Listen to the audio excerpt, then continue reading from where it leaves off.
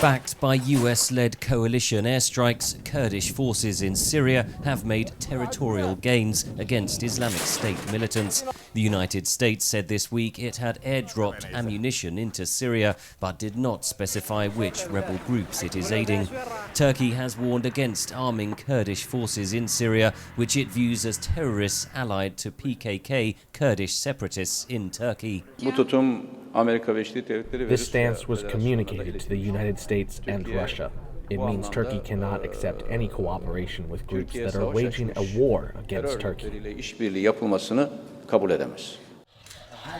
But the alliance between the West and Kurdish leaders in Syria, known as the PYD, is likely to strengthen. They've constituted a very effective pro-Western secular force fighting ISIS, and at a time like this, with the Russians intervening, with the conflict getting more and more complicated, I think the US and the West in general will keep the PYD on side.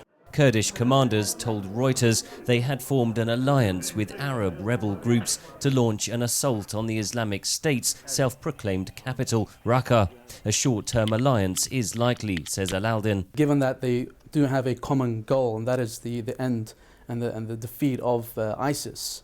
But I'm not that optimistic when it comes to the longer or the bigger scheme of things, given that these are groups that in the past have been in confrontation with one another.